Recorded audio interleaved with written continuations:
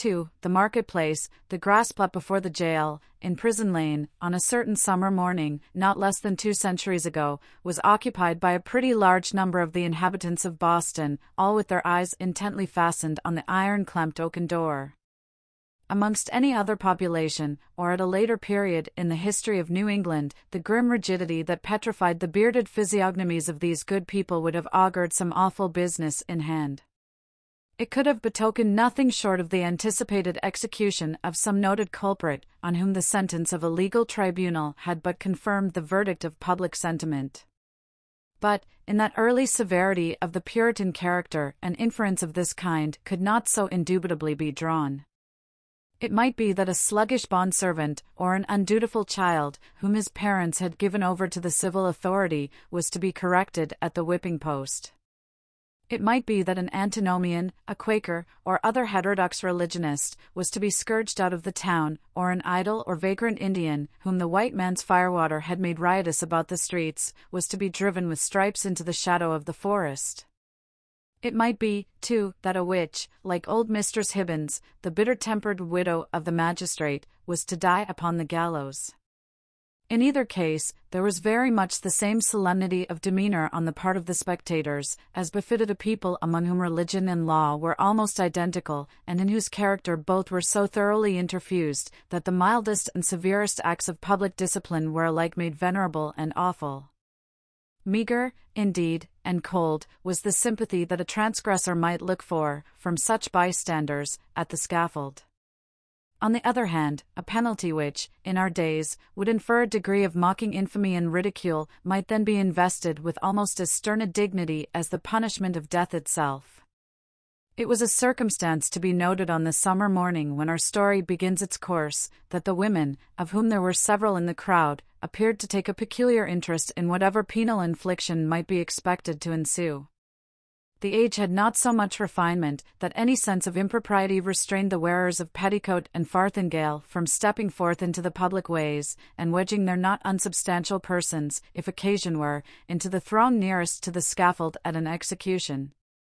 Morally, as well as materially, there was a coarser fibre in those wives and maidens of old English birth and breeding than in their fair descendants, separated from them by a series of 6 or 7 generations, for, throughout that chain of ancestry, every successive mother had transmitted to her child a fainter bloom, a more delicate and briefer beauty, and a slighter physical frame, if not character of less force and solidity than her own.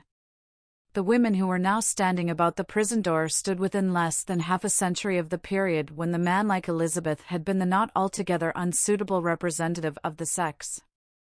They were her countrywomen, and the beef and ale of their native land, with a moral diet not a whit more refined, entered largely into their composition. The bright morning sun, therefore, shone on broad shoulders and well-developed busts, and on round and ruddy cheeks, that had ripened in the far-off island, and had hardly yet grown paler or thinner in the atmosphere of New England. There was, moreover, a boldness and rotundity of speech among these matrons, as most of them seemed to be, that would startle us at the present day, whether in respect to its purport or its volume of tone. "Goodwives," said a hard-featured dame of 50, "I'll tell ye a piece of my mind. It would be greatly for the public behoof if we women, being of mature age and church members in good repute, should have the handling of such malefactresses as this Hester Prynne. What think ye, gossips? If the hussy stood up for judgment before us 5, that are now here in a knot together, would she come off with such a sentence as the worshipful magistrates have awarded? Marry, I trow not." "People say," said another, "that the Reverend Master Dimmesdale, her godly pastor, takes it very grievously to heart that such a scandal should have come upon his congregation." "The magistrates are God-fearing gentlemen, but merciful overmuch, that is a truth," added a third autumnal matron. "At the very least, they should have put the brand of a hot iron on Hester Prynne's forehead. Madam Hester would have winced at that, I warrant me. But she, the naughty baggage, little will she care what they put upon the bodice of her gown. Why, look you, she may cover it with a brooch, or such like heathenish adornment, and so walk the streets as brave as ever." "Ah, but," interposed, more softly, a young wife, holding a child by the hand, "let her cover the mark as she will, the pang of it will be always in her heart." What do we talk of marks and brands, whether on the bodice of her gown or the flesh of her forehead? Cried another female, the ugliest as well as the most pitiless of these self-constituted judges. This woman has brought shame upon us all, and ought to die. Is there not law for it? Truly there is, both in the Scripture and the statute book. Then let the magistrates, who have made it of no effect, thank themselves if their own wives and daughters go astray. Mercy on us, good wife, exclaimed a man in the crowd, is there no virtue in woman, save what springs from a wholesome fear of the gallows? That is the hardest word yet. Hush now, gossips, for the lock is turning in the prison door, and here comes Mistress Prynne herself. The door of the jail being flung open from within, there appeared, in the first place, like a black shadow emerging into sunshine, the grim and grisly presence of the town beadle, with a sword by his side, and his staff of office in his hand. This personage prefigured and represented in his aspect the whole dismal severity of the Puritanic code of law, which it was his business to administer in its final and closest application to the offender.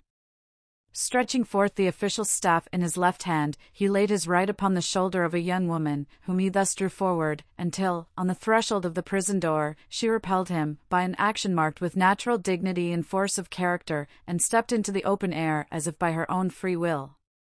She bore in her arms a child, a baby of some 3 months old, who winked and turned aside its little face from the too vivid light of day, because its existence, heretofore, had brought it acquaintance only with the grey twilight of a dungeon, or other darksome apartment of the prison.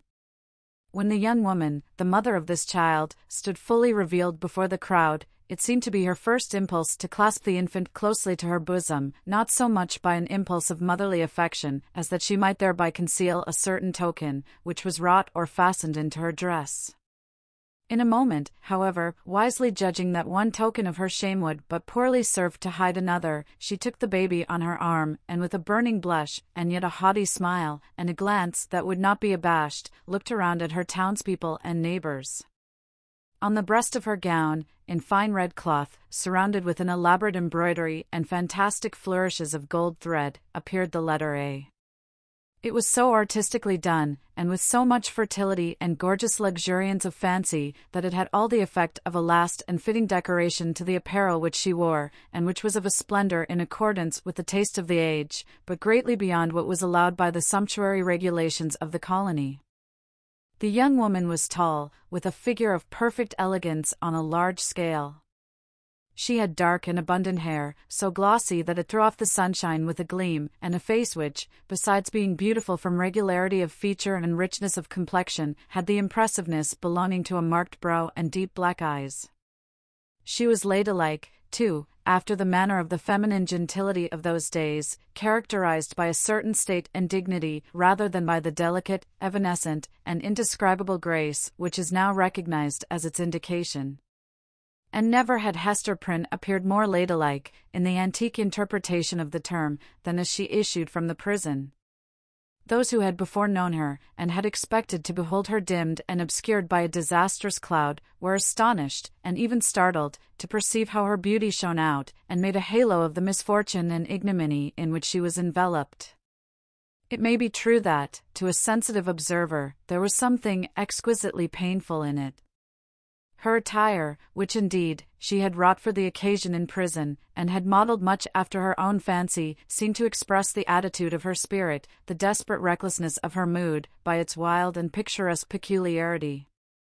But the point which drew all eyes, and, as it were, transfigured the wearer, so that both men and women who had been familiarly acquainted with Hester Prynne were now impressed as if they beheld her for the first time, was that scarlet letter, so fantastically embroidered and illuminated upon her bosom.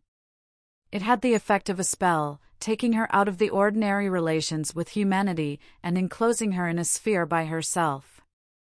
"She hath good skill at her needle, that's certain," remarked one of her female spectators, "but did ever a woman, before this brazen hussy, contrive such a way of showing it? Why, gossips, what is it, but to laugh in the faces of our godly magistrates, and make a pride out of what they, worthy gentlemen, meant for a punishment? It were well, muttered the most iron-visaged of the old dames, if we stripped Madam Hester's rich gown off her dainty shoulders, and as for the red letter, which she hath stitched so curiously, I'll bestow a rag of mine own rheumatic flannel, to make a fitter one. Oh, peace, neighbours, peace, whispered their youngest companion, do not let her hear you. Not a stitch in that embroidered letter, but she has felt it in her heart. The grim beadle now made a gesture with his staff. Make way, good people, make way, in the king's name, cried he. Open a passage, and I promise ye, Mistress Prynne shall be set where man, woman, and child may have a fair sight of her brave apparel from this time till an hour past meridian. A blessing on the righteous colony of the Massachusetts, where iniquity is dragged out into the sunshine. Come along, Madam Hester, and show your scarlet letter in the marketplace. A lane was forthwith opened through the crowd of spectators. Preceded by the beadle, and attended by an irregular procession of stern-browed men and unkindly-visaged women, Hester Prynne set forth towards the place appointed for her punishment. A crowd of eager and curious schoolboys, understanding little of the matter in hand, except that it gave them a half-holiday, ran before her progress, turning their heads continually to stare into her face and at the winking baby in her arms, and at the ignominious letter on her breast. It was no great distance, in those days, from the prison door to the marketplace. Measured by the prisoner's experience, however, it might be reckoned a journey of some length, for haughty as her demeanour was, she perchance underwent an agony from every footstep of those that thronged to see her, as if her heart had been flung into the street for them all to spurn and trample upon. In our nature, however, there is a provision, alike marvellous and merciful, that the sufferer should never know the intensity of what he endures by its present torture, but chiefly by the pang that rankles after it. With almost a serene deportment, therefore, Hester Prynne passed through this portion of her ordeal, and came to a sort of scaffold, at the western extremity of the marketplace. It stood nearly beneath the eaves of Boston's earliest church, and appeared to be a fixture there. In fact, the scaffold constituted a portion of a penal machine, which now, for 2 or 3 generations past, has been merely historical and traditionary among us, but was held, in the old time, to be as effectual an agent, in the promotion of good citizenship, as ever was the guillotine among the terrorists of France. It was, in short, the platform of the pillory, and above it rose the framework of that instrument of discipline, so fashioned as to confine the human head in its tight grasp, and thus hold it up to the public gaze. The very ideal of ignominy was embodied and made manifest in this contrivance of wood and iron. There can be no outrage, methinks, against our common nature, whatever be the delinquencies of the individual, no outrage more flagrant than to forbid the culprit to hide his face for shame, as it was the essence of this punishment to do. In Hester Prynne's instance, however, as not unfrequently in other cases, her sentence bore that she should stand a certain time upon the platform, but without undergoing that gripe about the neck and confinement of the head, the proneness to which was the most devilish characteristic of this ugly engine. Knowing well her part, she ascended a flight of wooden steps, and was thus displayed to the surrounding multitude, at about the height of a man's shoulders above the street. Had there been a papist among the crowd of Puritans, he might have seen in this beautiful woman, so picturesque in her attire and mien, and with the infant at her bosom, an object to remind him of the image of divine maternity, which so many illustrious painters have vied with one another to represent, something which should remind him, indeed, but only by contrast, of that sacred image of sinless motherhood, whose infant was to redeem the world. Here, there was the taint of deepest sin in the most sacred quality of human life, working such effect, that the world was only the darker for this woman's beauty, and the more lost for the infant that she had borne. The scene was not without a mixture of awe, such as must always invest the spectacle of guilt and shame in a fellow creature, before society shall have grown corrupt enough to smile, instead of shuddering at it. The witnesses of Hester Prynne's disgrace had not yet passed beyond their simplicity. They were stern enough to look upon her death, had that been the sentence, without a murmur at its severity, but had none of the heartlessness of another social state, which would find only a theme for jest in an exhibition like the present. Even had there been a disposition to turn the matter into ridicule, it must have been repressed and overpowered by the solemn presence of men no less dignified than the governor, and several of his councillors, a judge, a general, and the ministers of the town, all of whom sat or stood in a balcony of the meeting-house, looking down upon the platform. When such personages could constitute a part of the spectacle, without risking the majesty or reverence of rank and office, it was safely to be inferred that the infliction of a legal sentence would have an earnest and effectual meaning. Accordingly, the crowd was sombre and grave. The unhappy culprit sustained herself as best a woman might, under the heavy weight of 1,000 unrelenting eyes, all fastened upon her, and concentrated at her bosom. It was almost intolerable to be borne. Of an impulsive and passionate nature, she had fortified herself to encounter the stings and venomous stabs of public contumely, wreaking itself in every variety of insult, but there was a quality so much more terrible in the solemn mood of the popular mind, that she longed rather to behold all those rigid countenances contorted with scornful merriment, and herself the object. Had a roar of laughter burst from the multitude, each man, each woman, each little shrill-voiced child, contributing their individual parts, Hester Prynne might have repaid them all with a bitter and disdainful smile. But, under the leaden infliction which it was her doom to endure, she felt, at moments, as if she must needs shriek out with the full power of her lungs, and cast herself from the scaffold down upon the ground, or else go mad at once. Yet there were intervals when the whole scene, in which she was the most conspicuous object, seemed to vanish from her eyes, or, at least, glimmered indistinctly before them, like a mass of imperfectly shaped and spectral images. Her mind, and especially her memory, was preternaturally active, and kept bringing up other scenes than this roughly hewn street of a little town, on the edge of the western wilderness, other faces than were lowering upon her from beneath the brims of those steeple-crowned hats.